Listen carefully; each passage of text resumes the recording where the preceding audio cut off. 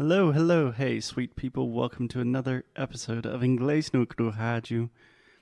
My name is Foster, and as always, I am here with the beautiful, the kind, the patient, the charming, the one and only Alexia. Hi, Foster. How are you doing today, Alexia? I'm doing good. What about you? I'm doing well. I should actually say, how are you doing tonight? Yeah, tonight is Tuesday, 8:12 p.m. Wednesday. It's Wednesday, 8:12 p.m.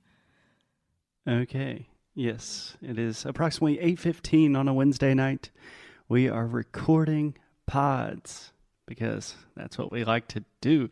And what we need to do as well. It's our job. Okay, so Alexia, during COVID times, I am very, very bad with remembering dates. But a few days ago, we recorded an Instagram Live that was also a podcast. Yes, it was last Saturday. So we did a live on Instagram and then we turned into 2 episodes. Nice. Mondays and Tuesdays episodes. And now we are continuing doing this. Yes, but right now we're not live on Instagram. We're we are talking at our home. Yeah. Okay, cool. So we have been talking about 10 rules for a quiet life. This comes from Ben Curtis, one of my personal heroes, the guy that started Notes in Spanish. If you want to learn more about Ben and his work, you can listen to the last 2 episodes. Yeah. And before we start, happy December, Foster. December 2020. Thank you. Yes. 2020 is almost done. Yeah. Thank you. Thank all the gods and all the worlds. 2020 is coming to an end. Yeah. Okay. So, Alexia, we have already talked about the first 4 points, I believe, to live a more quiet life. Do you want to do a quick recap and then we will go to point number 5? Yeah. So the first point was no series, only films. Like just put yourself there to good movies and do not waste your time with series. Which I don't agree. And if you want to know not why, you have to listen to the first episode so you can understand why. Mm-hmm. Can I give you 2 quick corrections? Uh-huh. First, the word series. Say that with me. Series. Nice. A lot of our students have the tendency to say something like serious because we have the IE at the end. But the correct pronunciation is simply series. Yes. And then second point is just to check email twice per day. Third point, WhatsApp only twice per day as well. And the fourth one, read the news very infrequently. Infrequently. Okay, let's try that one more time. Okay, so Alexia, when you have a big complicated word, I always recommend breaking it down to its root, its most simple part. So in the word we have... I know. Try it. Okay, so I should say first, frequently. Perfect. First you can say frequent. Yes. Frequently. Frequently is frequentemente. Okay? Muitas vezes. Yeah. Frequentemente. Yeah. Frequently and infrequently. Infrequently. Yeah, but I'm almost there. Okay, so Alexia was trying to say the word infrequently. When you have a difficult word, a hard word with a lot of different syllables, just take it slow, break it down, keep it simple. Okay, so those are the first 4 points. Can we continue with point number 5? Yes, point number 5 is ring more, which means call people more. It's like call your friend to know what they're doing, how is that person, and like just ring more, call more. Yeah. Talk to people more. Okay. So first, just to clarify, you're saying ring more, right? Mm-hmm. Yeah. Can you say that one more time? Ring More. more. Okay. Yeah, this is not something we would normally say in the U.S. Ring is British. Yeah. When in the U.S., I think we would say call more. You could say something like, oh, give me a ring, but it's not very common. But yeah, the idea is to call on the telephone more often. Yeah. What do you think about this one, Alexia? I think it's perfect. The other day I called my friend Livia.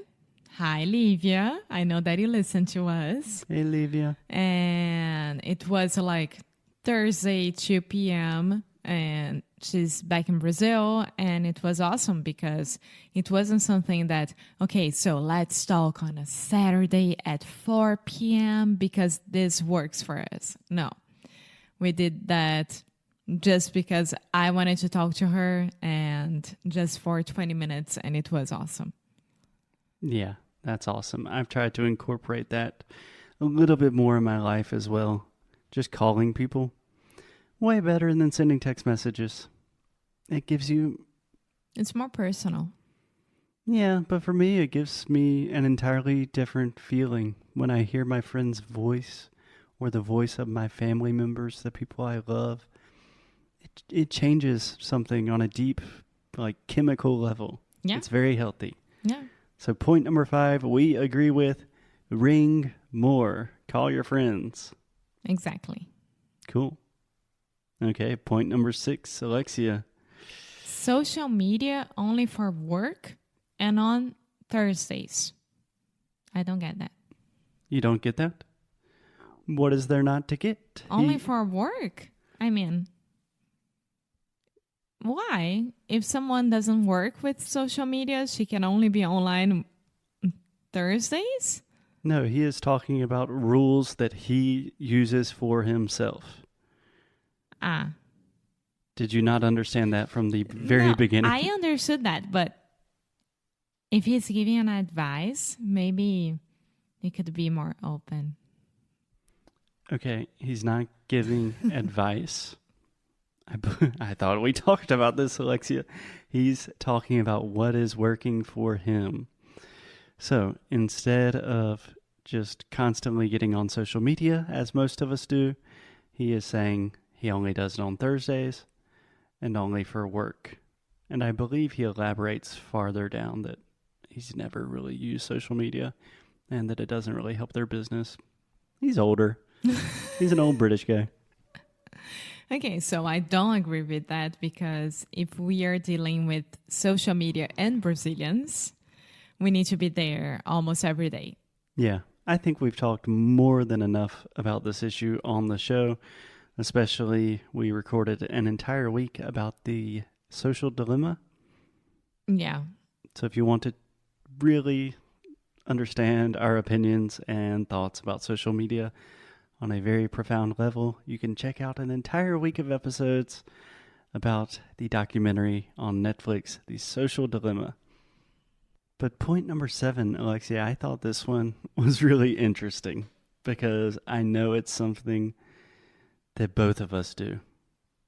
Yeah. So number 7 is buy only important things. Don't read a million online reviews. Okay, so only buy important things. That's one point. And don't read the reviews of it. Yeah. So the interesting point for me here is don't read a million online reviews. Because I think we are pretty good about only buying necessary and important things. But I know you do a lot of research before buying stuff, and I also do that. Yeah. And I think he gave the example like he was trying to fix something in his yard, so he needed like some machine, and he spent like 3 days trying to buy the best one, and it's just totally unnecessary. And I was thinking, I do waste a lot of time and create a lot of unnecessary tension in my life reading reviews. like reading reviews. What do you like about it? I like to see how the other person did. Like, how was the experience of having that product for her? And sometimes they will use for the same thing as we will. Maybe, like, for example, the yard, Ben's yard. Maybe it's a smaller yard. Maybe the grass is different. Maybe this or that. And maybe in the review, he can find someone that has the same thing as him and it will make sense for him, you know? Yeah, I think in most cases, if you're buying a product and you read the reviews, that's the point of reading the reviews, right? To see if other people have the same problems and same experiences as you. Yeah. For example, if you are buying, I don't know, maybe a kitchen utensil. Mm-hmm. A kitchen utensil, like a fork or knife? No, like, I don't know, juicer. A juicer? Yeah. Would you like to explain what that is? Makes juice. Okay. And that juicer really works for just one person. Is there any particular reason that you screamed about the juicer only working for one person? No idea why. Just one person. And because of the size of it. And maybe you are a family of 4 and you are trying to buy that juicer and you won't be able to do the juice, to make juice for the 4 of them, you know? Yeah. And then you read on the reviews that it's like, oh, it's good for just one person. Like, you won't be able to do for many than that. Yeah. More than that. I can actually give you a very funny example that I have with online reviews. But I think we could perhaps leave the rest of the online reviews and the last 3 points for the next episode. Okay. Because we have a lot to talk about here. I'm extremely interested in why are we looking at so many reviews now? Because thinking about it now, I look at reviews of products I've already bought or products I'm not even going to buy. People read reviews of Inglês no Rádio as well. Yeah. Okay, we will continue this conversation tomorrow. Until then, keep up the good fight. And live well. Bye.